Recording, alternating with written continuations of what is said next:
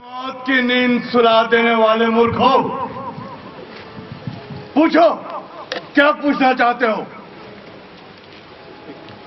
मैं तुम्हारे हर सवाल का जवाब देने के लिए तैयार हूं। आपकी यह समय मौत का कारण तुम हो, तुम हो, तुम हो। मामा बकरी की तरह मिमिया क्यों रहे हो? इसी चौक पर मैं मरा पड़ा था। इसी चौक पर मुझ जैसे कई लाशें चास नाला खदान में पानी में तैरती हुई मिल जाती हैं। न्यू केंद्रा खदान में आग से कई कामगारों के चेहरे सफेद कफन से ढके हैं। गजली डांड में पानी की धार ने कई लोगों का समय मौत की नींद सुला दी। चिरमिरी के अंजन हिल की बात आप सब जानते हैं। कन्वेरा पिलर की मौत बेल्ट के पिलर में पिस जाने से हुई। किसी कामगार की मौत छत के गिर जाने से हुई। और कितनी बातें सुनना चाहते हो तुम? अरे धृतराष्ट्र, हिंदुस्तान के हजारों मील लंबे चौड़े इस हिंदुस्तान में रोज हजारों दुर्घटनाएं होती हैं। रोज लोग मरते हैं, रोज लोग अपाहिज होते हैं। काश मैं संजय होता तो महाभारत के एक एक दृश्य की तरह तुमको हर दुर्घटना की कहानी सुनाता। आई एम सॉरी, मैं क्या करूं? क्या ये मौतें स्वाभाविक है कि ये दुर्घटनाएं स्वाभाविक है? अरे मूर्ख, दुर्घटनाएं स्वाभाविक होती, मौतें स्वाभाविक होते तो मैं इसका जिक्र ही नहीं करता।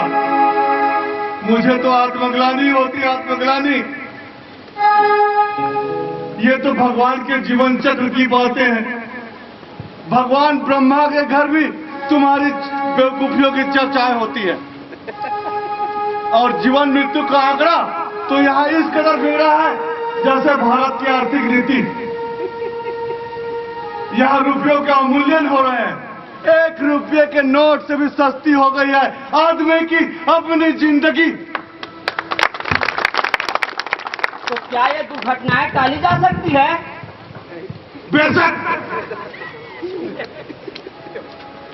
बेशक ये दुर्घटनाएं टाली जा सकती है। सावधानी और सुरक्षा के नियमों का पालन करते हुए अगर काम किया जाए तो दुर्घटनाएं टाली जा सकती हैं।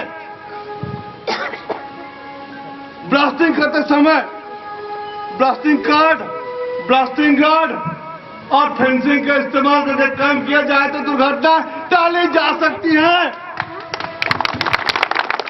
काम करने की जगह बिजली की जगह निरीक्षण करके काम किया जाए तो दुर्घटनाएं टाली जा सकती हैं।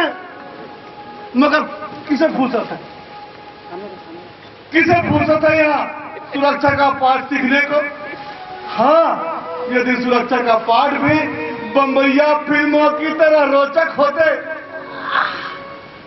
और रोमांच से भरे होते तो लोग एक क्षण निकालते अपने अमूल्य जीवन को अपंग होने से बचाने के लिए।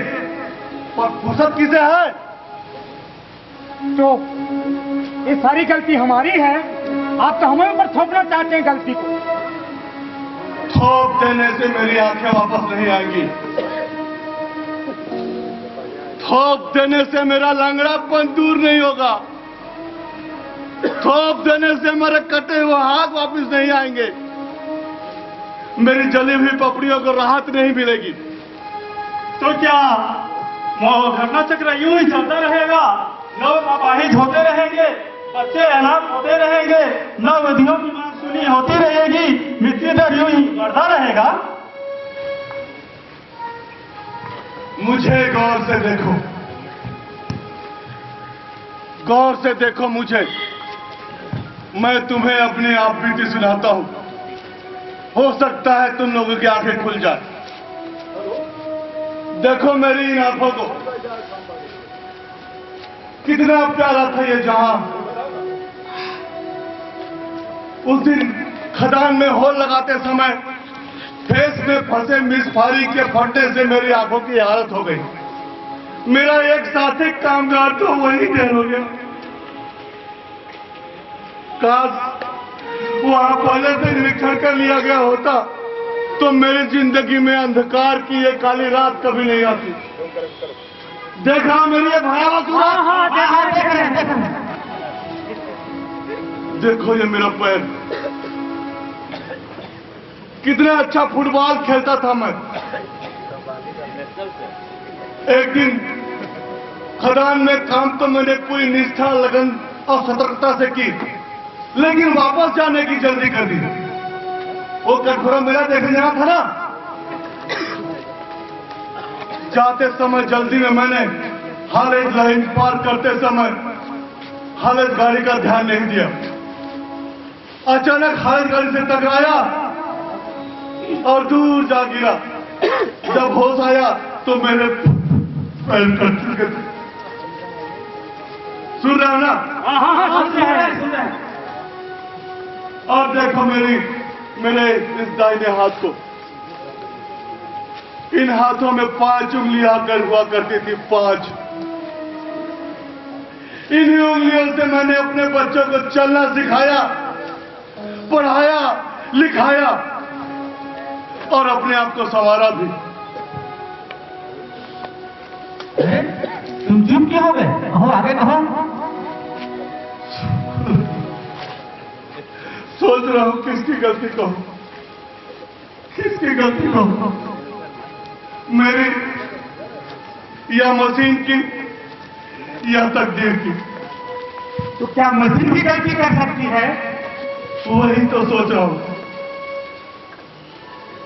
मैं तो रोज की तरह अपना काम कर रहा था,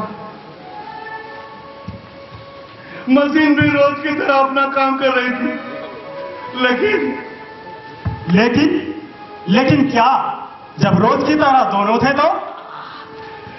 वही तो सोच रहा हूं। शायद मेरा ध्यान अपने काम पर नहीं था, मैं कुछ और सोच रहा था। वही देर रात वाली अंग्रेजी फिल्में। हंसते हो, हंसते हो। मैं भूल गया था कि मैं मशीन में काम कर रहा हूं, भूल गया था मैं। अचानक मेरे हाथों में मशीन का पूरा भार आ गया। मशीन के चारों बोल्ट खुल चुके थे और मैंने अपना हाथ उसे फंसा लिया।